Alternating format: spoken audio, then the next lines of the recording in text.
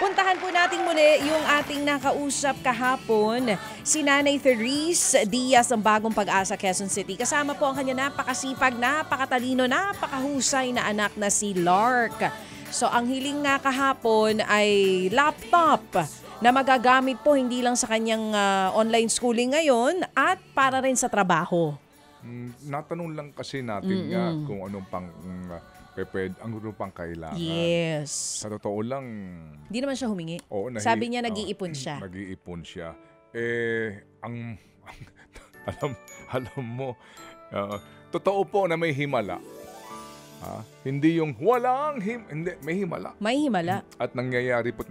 Dahil perfect timing kahapon, dahil nakikinig si Happy Kuya at si Happy Ate. Agad-agad nag-message, sabi, sagot ko na ang laptop niyan. At ipahatid pa. At naihatid na. Yes, ganun kabilis, mga kapatid. Boy, mga kapatid, naihatid na po ang laptop ni Lark. At makikita niyo po dito sa video na ipapakita namin sa inyo kung gaano ka-excited at kasaya yung bata. Dahil sabi niya nga sa ating kahapon, hindi pa ako makapagtrabaho on-site dahil po yung nanay ko hindi ko maiwan eh. So mag-work from home po siya, isasabay niya rin po dyan yung kanyang pag-aaral. So ito mga kapatid, ipapakita namin sa inyo itong napakagandang laptop na magagamit po ni Lark sa kanyang trabaho at sa eskwela, galing sa ating Happy Kuya at Happy Ate. Panoorin niyo po ito. Hello po. Ito na. Bibigyan na daw ako. Ay, opo, ito po. Kasi anonymous talaga yung nagbigay. Salamat po. Ayaw pakita yung mukha nung naghatid. Ayan, laptop, may laptop bag. Po. Ngayon po, na-receive ko po yung laptop po na ibinigay po ng mga Happy Anonymous po nila. Happy Kuya po at ni Happy Ate. Muli po, maraming salamat po sa pagbibigay po ng oportunidad para mas mapaigihan ko po ang aking pag-aaral dito rin po sa laptop po na ito. First time ko lang po kasi talaga na maka-receive po ng laptop na brand new. Kasi sa totoo lang po, kung hindi naman po hiram, minsan po parang ibibigay po sa akin yung second hand po na laptop po ng kaklase ko or kung hindi ko naman po kaklase, mga kakilala po namin. Kaya medyo na-overwhelm po ako. So eto nga po, may mouse po. Tapos ito po, may mousepad din po. Tsaka kasama po nung laptop is yung bag. I think this is a backpack. Tapos ito po yung mismo pong laptop which says Asus VivoBook po. Ito po yung mismo pong laptop. Muli po, maraming salamat po. Ito po sa ngayon, nagagamit ko na po yung mismong laptop po since meron din po akong work from home setup po sa paggagawa po ng mga digital products through Canva. Ito po, nabubuksan ko na rin po yung Canva. Tsaka at the same time, pwede na rin po ako dito mag-massive open distance e-learning which is yung platform po na ginagamit po sa UPOU. Ayan, pwede ko na po siyang ma-access po dito sa laptop. Muli po, maraming salamat po. Dama mo sa boses ng bata kung gaano po ka-excited. Kasi kung ang iba na ibibili taon-taon ang mga magulang ng bagong laptop, Nanay Therese ba, siya hindi. Sige, so meron din si Nanay? Sa linya? O meron siyang visuals? Meron muna siyang visuals? Nasa linya muna sila. Okay. Nanay Therese, good morning po. Good morning po, Sir Ted, Manang Ted, Morning. Okay. Meron pang 5,000 na inyo na bang ito ba yung naipadala na set? Okay, naipadala today. na. Okay. Oo, naipadala na. Yung 5,000 po, galing ito kay Happy 11. Alright, para ho ito panggamit din po ninyo dyan sa inyo pong bahay kung puhunan po ni Lark, at saka siguro po sa inyong gamot, nanay. Sige, so hindi po sa amin, nanay, galing yan. Galing yan kay Happy Kuya, nakikinig kahapon sa amin.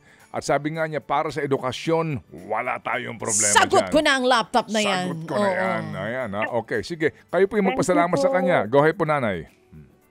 Maraming pong salamat po. Unang-una po sa Diyos dahil siya naman po talaga nagpro-provide. Ginagamit po niya si Happy Kuya at saka si Happy Ate para po maibigay po sa amin yung hinihiling po namin kasi nakakatakot naman po kung ang Diyos ang magbibigay harap-harapan.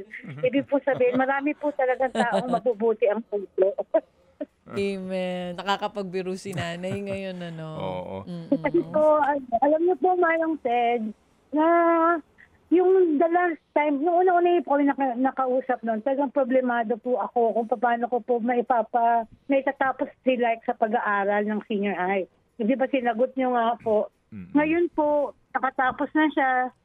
Medyo nawala na po yung medyo yung hirap ko po noon. Kaya ngayon po magkatrabaho na po siya. At magkakaroon na rin po kami ng kahit paano po pagkukunan ng pang-araw-araw namin. Ang bait ng Diyos, Po, ano? kaya maraming salamat po. Sa inyo rin po, Manong Ted at DJ Chacha. Hindi ko po alam kung ano pa po yung pwede namin gawin para po ipakita yung gratitude po sa greatness po namin para sa inyo. Wala pong Po. wala pong anuman sa inyo, Nanay Therese. Ang amin po lamang din ditong adikain ay, alam niyo ho yun, yung maging tulay dito po sa mga pangyayaring ito na laging timing, no? Nung araw po na una tayo magkausap, na may problema kayo, yung Bible verse kaninyo, sakto rin po na aral sa inyo. Kailangan nyo pambayad ng tuition. May sumagot po sa kabuuan ng pangangailangan po ni Lark. Binayaran po natin ang buo yung tuition, 32,000 ito. Hindi ba? Opo. And then kahapon naman, timing din na kailangan ni Lark ng laptop. Nakikinig naman timing si Happy Kuya. Amen. Opo. Tama po eh. Nakakatuwa po ito. O sige. So, Nanay, kung sakasakali man po ay sana po magbahagi kayo sa amin ng update lang po dito kay Lark. Kasi gusto namin masubaybayan po yung kanyang pag-aaral, yung kanyang continuation po sa kanyang journey na ito. Sabi ho ni Happy Kuya kasi, basta edukasyon, handa siyang tumulong. Yan po sabi niya. Sagot ko na yan, sabi niya. Hindi ito unang beses na nagbigay si Happy Kuya ng laptop. So, Nay, wala po kayong kailangan gawin dahil bukal po sa loob yun ng mga Happy Anonymous natin. Okay, Nay? Opo. Sige. Opo.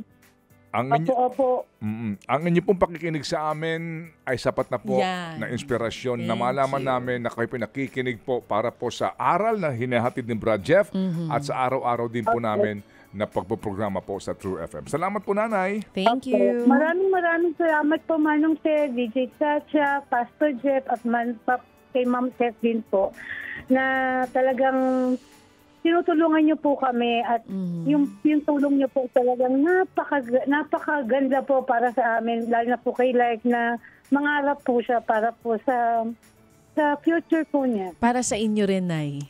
Oo, kaya ginagawa ni Lark yan. Meron ba kayo iniinom na gamot, Nanay?